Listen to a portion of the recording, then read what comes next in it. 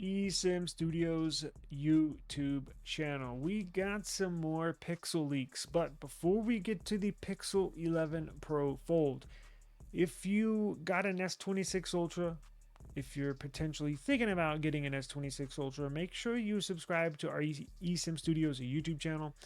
I got a ton of case reviews to do, and what I'm going to do with not all of them, but most of them, we're going to give them away to you, the viewer. I know a lot of people upgraded this year, so I think they broke some sales records. So I know a lot of y'all watching probably got one. So I do case reviews if you're new to the channel. I do a lot of them, especially with this release. And just like with the OnePlus 15, I'll probably give most of them. I'm going to keep a handful for me, but I'll give most of them away. So make sure you subscribe. We do the giveaways during our live streams, and I live stream almost every day, but definitely probably 4 or 5 times a week. So make sure you subscribe to get you a free S26 Ultra case. Now let's get into the news. So speaking of live streams. The other day, I believe it was the last live stream I did, there was a leak. Actually, Thinborn, who I have, speaking of S26 Ultra cases here for, Thinborn, well, I don't know if they leaked it, but a case for a Pixel 11 Pro, a Pixel 11 Pro XL leaked, and it was a Thinborn case. And what do you know? Looked exactly the same as the Pixel 10 and the Pixel 9. So, which is okay, right? It's not, it wasn't a big surprise. In fact, the only thing I could see that was really different was just the camera bar. You know, the Pixels have huge camera humps on the back. The only thing I could tell that was different was the camera hump looked a little smaller. Like it looks like they shrunk it down just a little bit, right?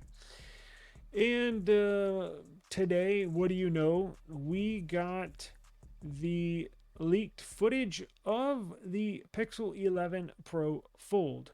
Now, getting back to the looks, not a bad thing that they're keeping that same design. I've always said, now, I may have some issues with Google. Viewers of this channel know I have a big issue with the 200 charging cycle battery and charging downgrade, that after you get past 200 charging cycles, they cut your charging in half and cap your battery at 80%. I don't like that. Now, I've always said, I think the Pixel 9, 10, and I guess 11, probably the best looking phone. I just love the way it looks. It's classic. And I've said I don't mind if they stick with this design for the next few years. Now, that was a few years ago, but I think we'll be on year 3 with this Pixel 11 as far as looks, and that's okay. Now, I think they can get away with it for one more year. So the Pixel 11 was going to look the same as the Pixel 10, and I think the Pixel 12, they could probably get away with keeping the same design. And then after the Pixel 12, you're going to need to make some noticeable changes. They don't have to just go back to the drawing board and come back with something that looks like a nothing phone for a Pro, right? Like they don't have to do all that. But and we're going to get to the leaks. Hang on. I want to get to this point. I think the next iteration, I think what Google can do to put a twist on their Pixel look, but not change it drastically, kind of giving it the same kind of look and feel, but make it look a lot sleeker and cooler, is, does everybody know what the Pixel 9a looks like, or 10a looks like? It's the back of the phone is completely flat, meaning where the camera is, the glass where the camera is completely flat with the back panel of the phone. That looks freaking cool. Now it's a little thicker because they have to meet the glass sensor with the back of the panel.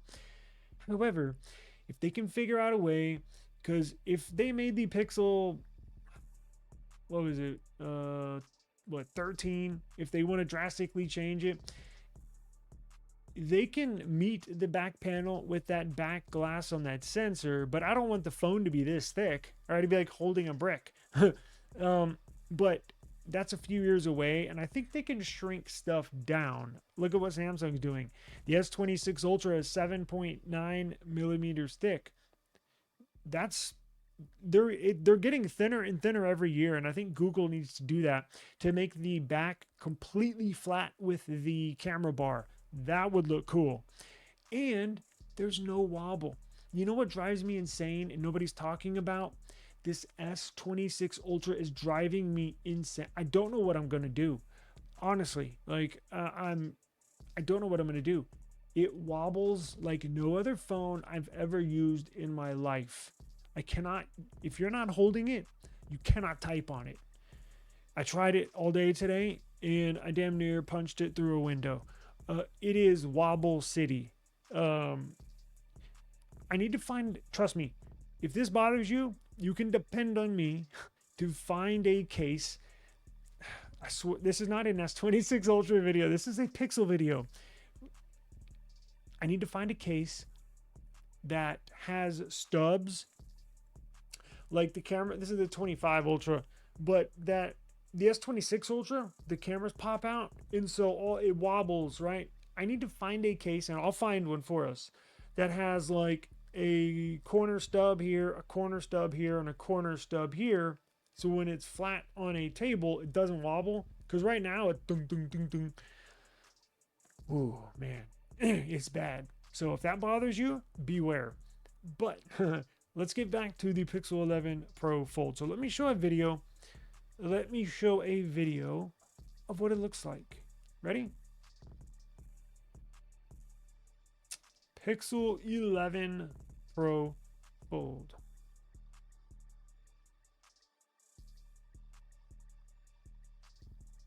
Now look at the back there. Interesting, right? So it looks like a Pixel 10 Pro Fold. Now I think what you're gonna see, I mentioned the Pixel 11 Pro XL, that in that thin board case that leaked, was it yesterday or 2 days ago? Look at that camera bar. So on the current Pixel 10 Pro Fold, the cameras are essentially blacked out. Like you can't really see where the sensors are located inside that camera housing, inside that camera island. It looks like on this model, on the Pixel 11s, you will be able to differentiate where the sensors are, meaning you can clearly see them. They're pronounced, they're visible. I think you're going to see that on the Pixel 11 series as well. Now, on the Pixel 11, on the Pixel 10, you can still see the sensors. And look, there's not much more they can do if it's basically going to look the same. But, you know, they're trying to give you that look that everybody, well, not everybody, most people like, with just something slightly different. So I guess it looks kind of different, but it basically looks the same, right? I've never been a Pixel Fold user. When I first saw them with the OG Pixel Fold, I wanted to get one, but the form factor was too crazy weird for me. Now I'm thinking that may be the best form factor, because I definitely cannot do these. I don't want to. I'm a flip user, where a clamshell flip. I can't do the fold, right? Just buy a tablet. But some people like them, and hey, if you like them, I love it, right? Whatever makes you happy is cool with me. But some things are not for me. Some things are not for you. But these are definitely cool. Just I don't think I'll ever buy one. Now let's see as far as specs. So let's get to the thinness, because Samsung, as I mentioned, thinner and thinner and thinner. Is Google getting thinner and thinner and thinner? Let's see. So here's a side angle. It actually does look a little thinner now that I think about it. And will it be as thin as the Z Fold 7? No. No. However, I think it'll be thinner than the current Pixel 10 Pro Fold. It looks like it's thinner just to the naked eye. I mean, look at the buttons. The width is basically the width of the height of the buttons, right? For the camera, for the volumes and power. Now, let me pull up this article here, and we can see if we got any specs that were leaked, right? Let me remove this. Let me add this. Let me move this. And here we go. So Samsung is making, speaking of the OG Pixel, I would like to see Google go back to that form factor. Apple's coming out with a similar, with their very first foldable device here in September, and it strangely looks similar to the OG Pixel Fold. It's wide when you, it looks like a square when you hold it, but you open it up and it opens up into like a tablet, which ironically, when those first came out, I thought it was crazy. I thought it was weird, and I didn't want anything to do with it, right? But now, as time goes on, I'm like, well, I think that's probably the way to go. Samsung is also coming out with the, we don't know the naming, but something similar. It's like the Z Fold Wide or Z Fold 8 Wide, something like that, where it looks like the OG Pixel, where it is essentially a square, opens up into a kind of a 16 by 9 or 16 by 10 format. Instead of it being tall, it opens up wide, right? But let me see if all we got was a picture and a video, or did we get any specs? I doubt we got any specs. Let's see here. See, this is close. This is close to a square when it opens up. I think this is closer to a square than the Z Fold 7. The Z Fold 7 opens up into a tall rectangle. I can't really do that. Of course, you can always turn it sideways, but who wants to do that, right? You'd rather just buy the one that opens up the way you want it, right? Like the Samsung Galaxy Z Fold Wide. Let's see. Yeah, it doesn't look like it has any specs. Look, here we go. Let's see. Form, blah, blah, blah. So it measures 10.1 millimeters in depth in its folded form. Holy crap. And 4.8 millimeters when unfolded. That would be down from the 10.8 millimeters when folded and 5.2 millimeters when open. So this thing is going to get thinner. Now, shame on me. I should remember how thick a Samsung Galaxy Z Fold 7 is. Is this going to be thinner than a Z Fold 7? Hang on. All right, I'm back. I didn't want to waste your time. I paused the video. Got the information right here. So the Z Fold 7 is 8.9 millimeters thick when folded and 4.2 millimeters when unfolded. Now that I look back at it, that's freaking mind-blowing. Like, I always knew, and of course I've seen this information before, but I never considered buying the device because, as I mentioned, I'm not really a foldable person. Holy crap, that's thin. 4.2. So the Pixel is going to be 4.8 millimeters when unfolded. 4.2 versus 4.8 is essentially a few sheets of paper or maybe cardboard paper, like, or construction paper. That is thin. Like, if you put them side by side, you might be able to tell, well, you probably will, that the Z Fold 7 is thinner, but that's pretty impressive. That's really impressive. So yeah, this thing's going to be razor thin. We'll have to see what size battery they put in here. Here's what I wish these companies would do on these foldables. You know how Samsung and or Apple has not gone to a silicon carbon batteries? They haven't implemented that into their phones because they simply can't buy enough silicon carbon. Yeah, Apple, these big companies like Apple and Samsung sell tens of millions of phones. There's just not that much silicon carbon to go around to put them in phones, right? Well, they don't sell that many I mean, I don't know what the numbers are.